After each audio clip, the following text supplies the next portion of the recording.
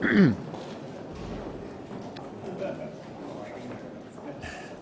good afternoon, everyone. As you are fully aware, we're going to be able to move this opioids bill across the floor of the Senate this week. It's been a good example of very broad bipartisan cooperation to address something that's very important. And at the risk of sounding like I'm lecturing all of you, just because something passes overwhelmingly doesn't mean it wasn't important.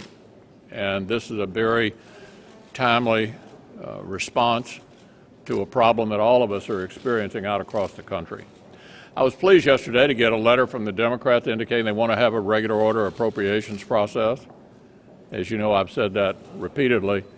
It's our goal to turn to appropriation bills close to a month earlier than have ever been done in the Senate, or at least in anybody's memory, and to try to move as many bills across the floor as we can individually. And I'm glad to see this new sort of cooperative attitude about it. I couldn't agree more. That's what we need to do, and I'm prepared to allocate a lot of floor time to give us a chance to do something that hadn't been done since 1994.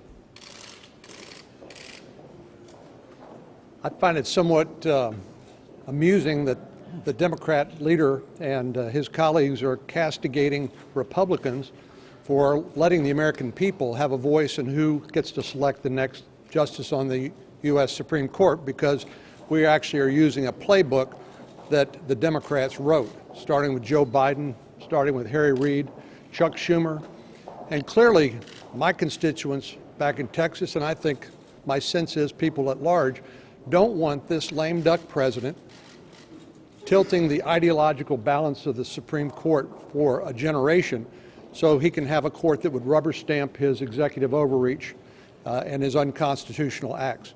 So we are not going to take up the nominee. We will leave that to the next president, whoever he or she may be, and that's our position. We're going to be sticking with it. Well, and let me just add, because on the Supreme Court nomination, the one thing that we have maintained is that our duty is not to the president.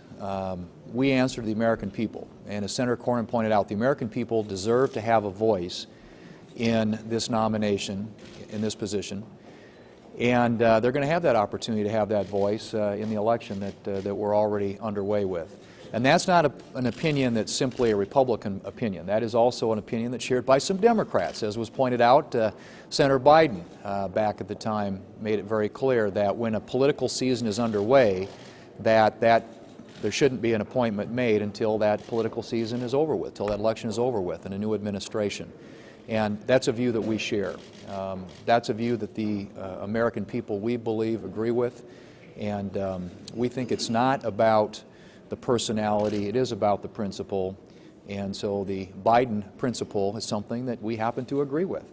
We think it's important for the American people to have a voice in this very important position in the Supreme Court, and they will have that opportunity with the election. And that election, as people are already voting today, they will be voting again next week. That's well underway, and that's what we ought to wait, is the will of the American people.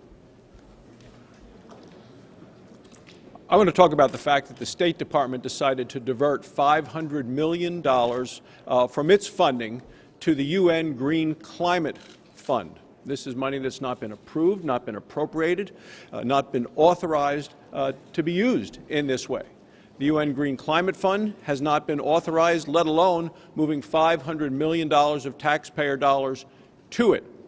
We had a hearing today in the Foreign Relations Committee where the undersecretary in charge of this type of spending admitted that they didn't have the authority to do it, but said that the lawyers in the State Department said it was okay.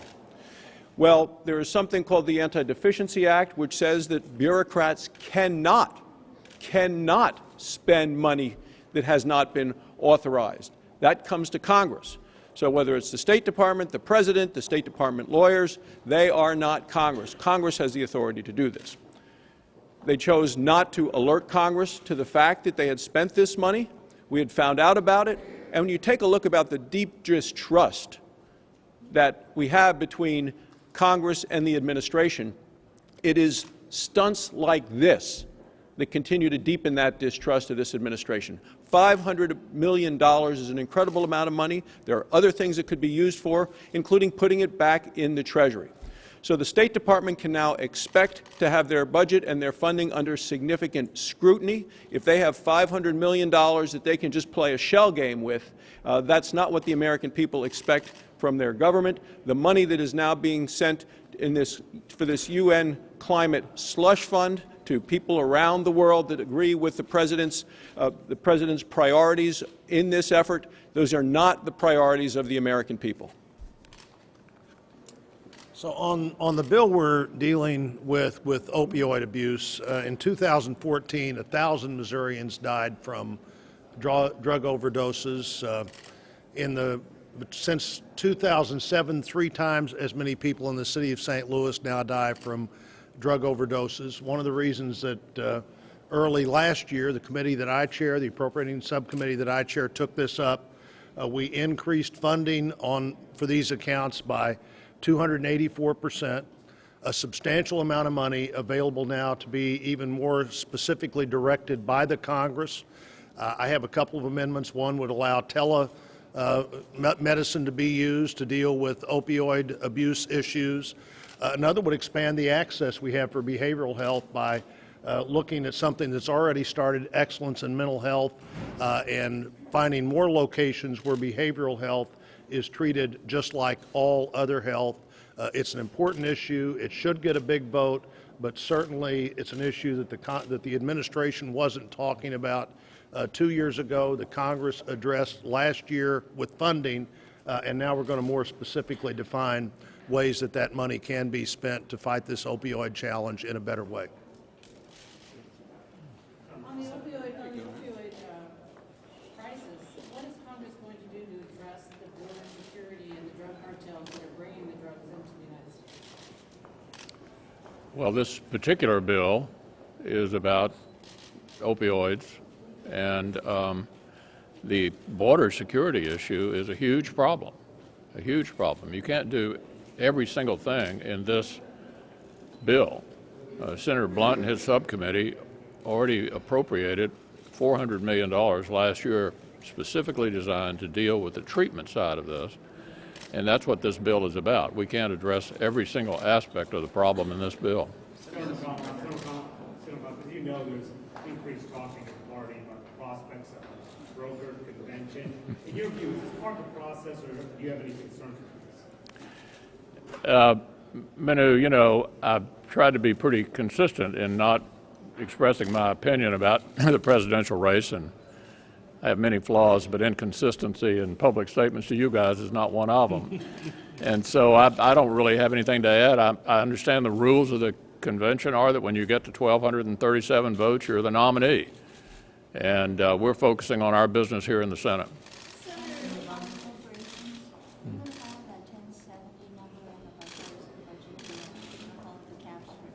Yeah, we will be using the top line that was agreed to last year in order to move forward on the Senate appropriation bills.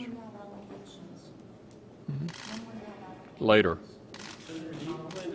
Speaker Ryan has talked to Donald Trump, Ted Cruz is going to talk to the other 2 candidates about the GOP agenda going forward this year that he's trying to develop. Have you spoken to Donald Trump recently to talk to the other presidential nominees about the agenda that you plan on putting forward this year? No, I haven't, but I think that's just fine that he's done that. I think what the Speaker is trying to do by developing a platform, something we're in discussion with him, the agenda, is a good idea, and I'm glad he's doing it.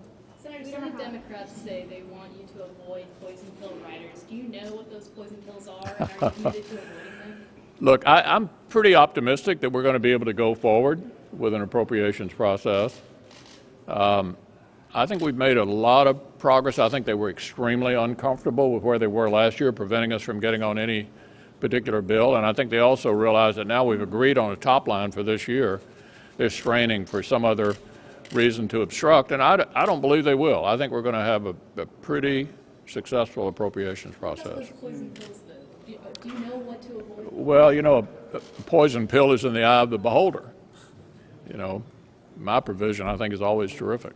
The Senate passed a budget resolution this year, and if the House passes a resolution lowers the 1070 number, what does that do to your process? Yeah, you'll have to talk to Senator Enzi about what the Budget Committee is doing. I know they're trying to figure out exactly how to deal with that.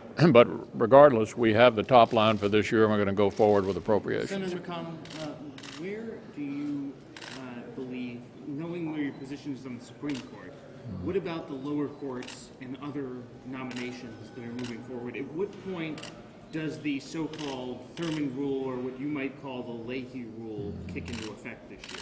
Yeah, we're sort of dealing with appointments one at a time, and sometimes more than one at a time. We're trying to be as helpful to the administration as we can on those appointments the president is making for people who will serve in the administration. Our hope is that they will not be serving this time next year.